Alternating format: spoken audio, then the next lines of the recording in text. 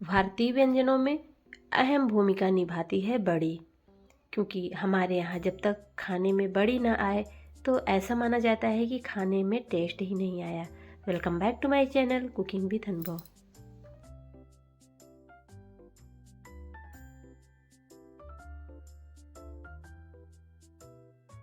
अब चाहे बड़ी बनाएं उड़द दाल की, मूंग दाल की, आलू टमाटर की, या हो गोभी की, या हो हरे मटर की, लेकिन बड़ी होना ज़रूरी है। और इसे बनाया जाता है पूरे साल के लिए, क्योंकि इसको हम हर सीज़न में बनाते नहीं हैं, सीज़न के अकॉर्डिंग ही बनाते हैं। जैसे इस टाइम पे गोभी अच्छी फ्रेश आ रही है, मटर भी फ्रेश आ रहे हैं, तो ऐसे होता है ना कि साल भर के लिए बना के रख लिया जाए। तो हमारे यहाँ बड़ी की बहुत ही विशेषता होती है, यानी इसको बहुत ज़्यादा महत्व दिया जाता है। शादी ब्याह में भी, जिसके यहाँ शादी होती है घर में, उसके यहाँ भी उड़द दाल की बड़ी ज़रूर बनाई जाती है।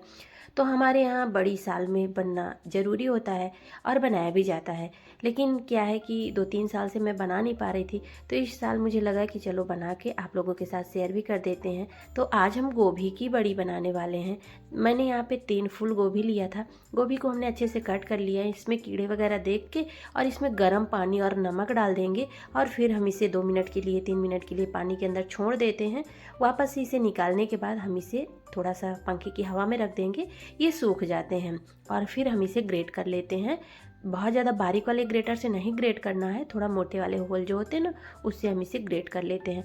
बहुत ही टेस्टी लगती है, एक बार इस तरीके से ज़रूर बनाइएगा। पूरे साल आप बड़ी में गोभी के साथ इंजॉय कर सकते हैं। यानी गोभी का टेस्ट, मेरे कहने का मतलब कि आप पूरे साल ले सकते हैं। इस बड़ी से आप भरवा कचौरी भी बना सकते हैं, जो कि बहुत अच्छी लगती है। क्यों, कोई नई रेसिपी नहीं है, दादी नानी के ज़माने से बनती चली आ रही है।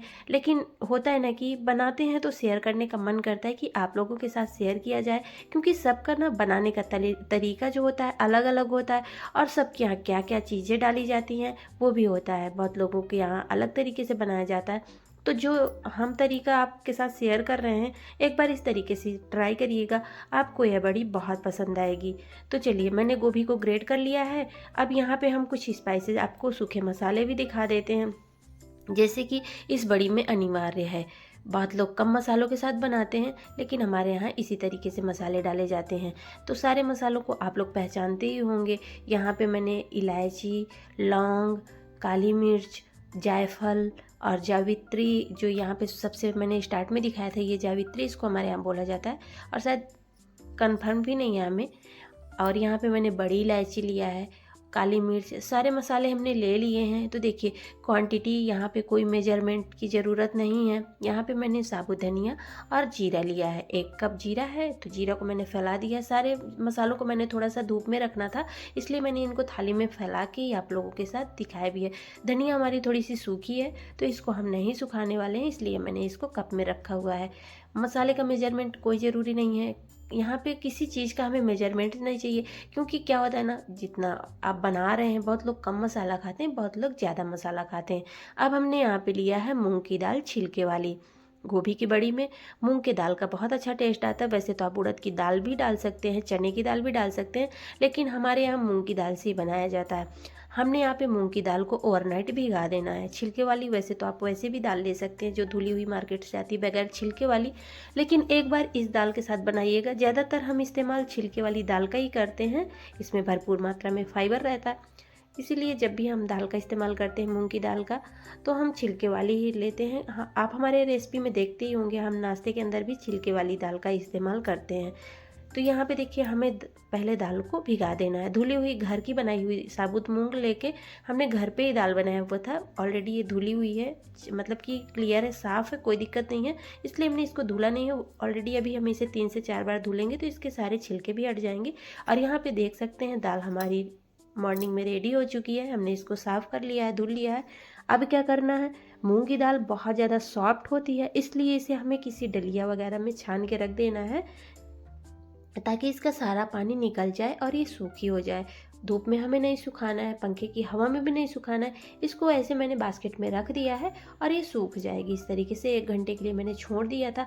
और चलिए, जब तक हमारी दाल सूख रही है, तब तक हम मसाले भी रेडी कर ले रहे हैं।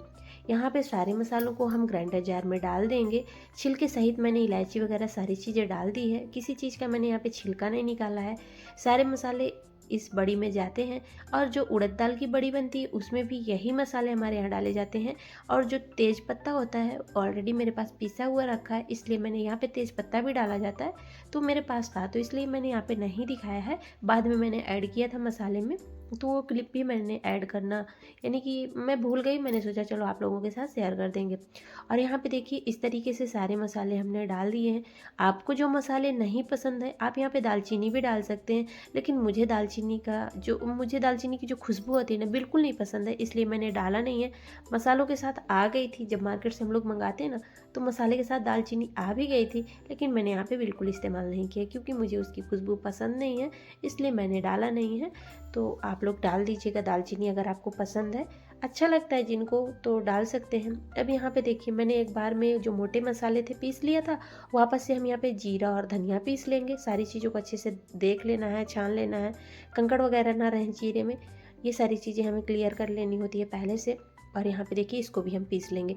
फाइन से ही पीसा जाता है मसाला, घर पे पीस रहे हैं तो इतना फाइन होता नहीं है, फिर भी हमें मसालों को थोड़ा फाइन ही पीसना होता है, बहुत ज़्यादा दरदरा नहीं रखना है। और यहाँ पे देखिए सारे मसाले को हमें छान लेना है, जो इसमें मोटे मोटे रह जाएंगे उनको वापस से हम पीस लेंगे फिर से। तो यहाँ पे मैंने फिर से पीस लेना है, ताकि इससे क्या होगा ना कि हमारा जो, क्योंकि इसी में ज़्यादा मसाले होंगे जैसे कि लौंग इलायची ये सारी चीज़ें नहीं पीसी होंगी, वापस से पीस जाएंगी। अब ज़्यादा यहाँ पे कुछ नहीं निकलेगा, सारा हम छान लेते हैं और 1 चुटकी के लगभग निकलेगा। तो क्या होता है कि उसको पानी में भिगा के हम सब्जी में भी डाल देते हैं। तो इस तरीके से हमने सारा छान लिया है।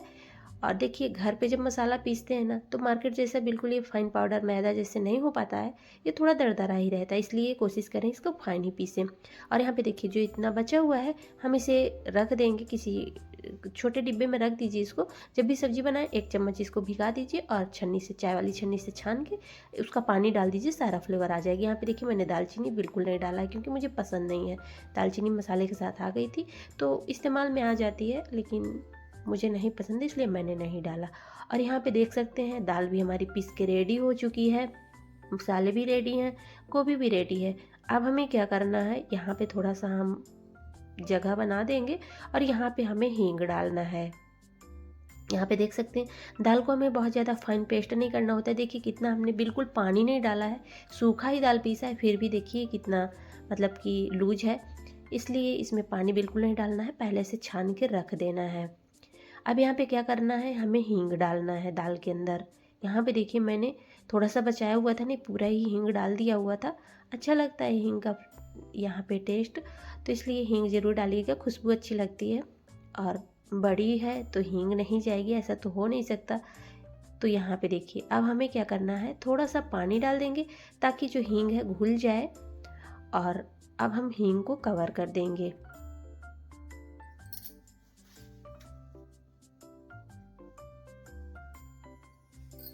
अब इस तरीके से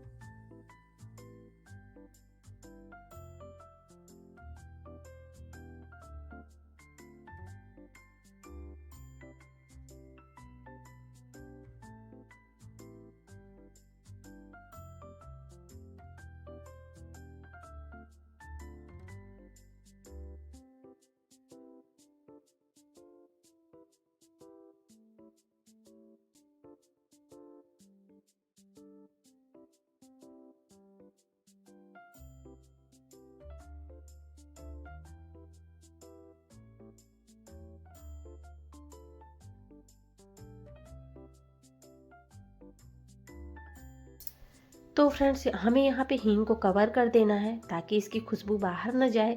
और अब हमें क्या करना है, इसको पूरी रात रख देना है बैटर को।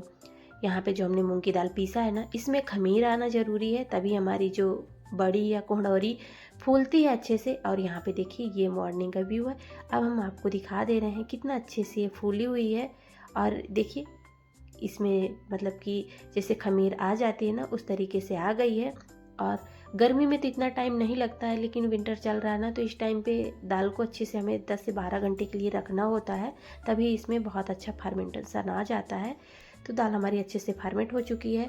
अब हमें एक बड़ा सा बर्तन चाहिए क्योंकि इसको हमें फेंटना होता है। अब जो हींग है उसको हम पहले मसल लेंगे हाथों से। और ये देखिए, अब हमें क्या करना है, दाल को अच्छे से फेंटना है 5 मिनट तक।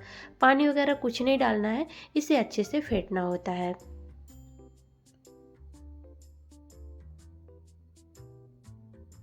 तो देखिए दाल का कलर भी चेंज हो चुका है। तो अब हम यहाँ पे डालते हैं मसाले। तो सबसे पहले मैंने यहाँ पे मिर्ची पीसा हुआ है। मिर्ची अपने टेस्ट के अकॉर्डिंग देख लीजिएगा। गर्मी में ये बड़ी हमारे यहाँ ज़्यादा पसंद की जाती है। जैसे गर्मी में क्या होता है ना, ज़्यादा सब्जियाँ मिल नहीं पाती हैं। कभी कभी होता है ना कि सिंपल हमारे पास आलू टमाटर ही रहते हैं, तो फिर इन बड़ी को 5 से 6 पीस आप डाल के सब्जी बना सकते हैं। यहाँ पे मैंने अदरक डाल दिया है। और यहाँ पे हम मिर्ची और अदरक डालने के बाद फिर यहाँ पे अब मसाले भी ऐड करेंगे। इसमें नमक तो पड़ता नहीं है, वैसे तो सब लोग जानते हैं, फिर भी मैं बता दूंगी यहाँ पे नमक नहीं पड़ता। और यहाँ पे देखिए अब हम डाल देंगे जो गोभी ग्रेट करके रखे हुए थे, उनको भी डाल देते हैं। बहुत लोग गोभी को टुकड़े में कट करके डालते हैं, लेकिन इस तरीके से ग्रेट करके डालने से ना उसमें मिल जाती है और गोभी अच्छे से सूख जाती है। अब यहाँ पे जो हमने मसाला रेडी किया हुआ था, तो हम ये भी बता देंगे कि मसाला हमने पूरा नहीं डाला था क्योंकि अभी हमें उड़द दाल की भी बड़ी बनानी है, तो यही मसाला उसमें भी काम देता है, इसलिए हमने आधा ही मसाला डाला है क्योंकि फिर बहुत ज़्यादा हो जाएगा। और ये बड़ी मूंग की दाल की और जो गोभी की बनाई जाती है ना, इसमें बहुत ज़्यादा मसाले नहीं जाते हैं। फिर भी मैंने आधा मसाला डाल दिया है और आधा मैंने उड़द दाल की बड़ी के लिए रख दिया है। तो इसमें जो पेठा कद्दू आता है ना, वो नहीं डाला जाता। और हमारे यहाँ इसमें गोभी टमाटर यही सारी चीज़ें डाली जाती ना। और जो उड़द दाल की बड़ी बनती ना, उसमें फिर क्या होता है कि पेठा कद्दू डाला जाता है। उसकी भी रेसिपी हम आप लोगों के साथ शेयर करेंगे। तो यहाँ पे देखिए अच्छे से मसल लेना है। पहले दाल को हमें फेंट लेना होता है, तभी हमें मसाले और सारी चीज़ों को डालना होता है। क्योंकि जब हम पहले से फेंटे नहीं रहेंगे फिर वो दाल अच्छे से फेंट नहीं पाती है। और जब तक दाल अच्छे से हल्की नहीं पड़ेगी तो फिर हमारी बड़ी फूलती नहीं है। और इस टाइम पे अच्छी वाली धूप हो रही है, तो गोभी का ये बड़ी आप बना लीजिए। आप यहाँ पे मटर भी पीस के डाल सकते हैं, तो फिर वहाँ पे क्या होता है कि जो मूंग की दाल होती है ना, वो कम क्वांटिटी में जाती है। और यहाँ पे देखिए थोड़ा सा गोभी जो ग्रेट नहीं हो पा रहे थे ना, वो मैंने ऐसे ही डाल दिया है। थोड़ा सा क्रश कर लिया है मिक्सर में और डाल दिया है। तो फ्रेंड्स, यहाँ तक आने के बाद अगर आपको रेसिपी थोड़ी सी भी अच्छी लग रही है तो वीडियो को लाइक कर दीजिएगा, चैनल को सब्सक्राइब भी कर लीजिएगा। और आप हमारी रेसिपी को कहाँ से देख रहे हैं इसका भी जिक्र कमेंट बॉक्स में ज़रूर कीजिएगा। आपके यहाँ ये बड़ी बनाई जाती है या नहीं, इसका भी जिक्र कीजिएगा। यहाँ पे इस बड़ी को आप जैसे कि कचौरी बना रहे हैं ना, तो सिंपल गेहूं का आटा, जैसे हम लोग नॉर्मल अजवाइन और मोयन वगैरह लगा के आटा लगा लीजिए।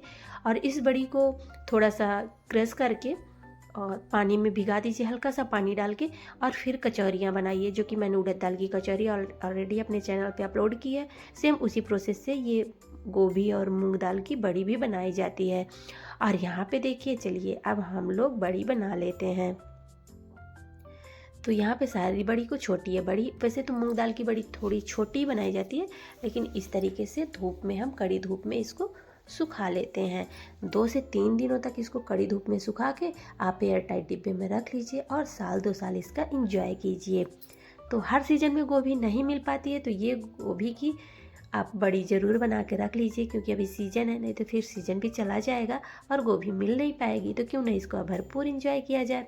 और इस तरीके से हमारी सासू माँ ने सारी बड़ी बना दी, जो कि हमारी चाची सास हैं। आप लोगों को मैंने वीडियो में बताया भी था कि मेरी मदर इन लॉ 3 साल हो गए, 3 साल बाद ही मेरे घर में बड़ी बन रही है, उनके जाने के बाद। क्योंकि इसके पहले मैंने नहीं बनाया हुआ था, तो मेरी हेल्प उन्होंने की। तो ऐसे हमारे यहाँ होता ही है गांव में कि एक दूसरे की हेल्प कर दी जाती है। तो उन्होंने ही बनाया है, मैंने और सारे प्रोसेस मैंने ही किए थे और बनाने का काम उन्होंने किया था। दाल को फेंटना, हल्का करना, ये सारी चीज़ें हमारे जो बुजुर्ग होते हैं, हमसे बड़े होते हैं, उनको ज़्यादा अच्छे से आता है। हमको तो उतना अच्छे से आता नहीं है, हम लोग करना ही नहीं चाहते हैं। जब तक वो लोग रहते हैं ना, करते हैं, तो फिर हम लोग थोड़ा आलस खा जाते हैं। और ये हमने सारी बड़ी बना ली। इतनी बड़ी हम थोड़ा सा डिब्बे में, छोटे डिब्बे में रख लेंगे किचन में, और जब खाने का मन करता है तो फिर इसको बनाते हैं। और इस बड़ी को ज़रूर बनाइएगा, आपको ये रेसिपी बहुत पसंद आएगी जब आप इसको बनाएंगे। आपने अपना बेहद कीमती टाइम दिया, इसके लिए आप सबका तहे दिल से धन्यवाद। बनाइए, खाइए, एंजॉय करिए, अपनी सेहत का ध्यान दीजिए। Thanks for watching all friends, and जय माता दी दोस्तों।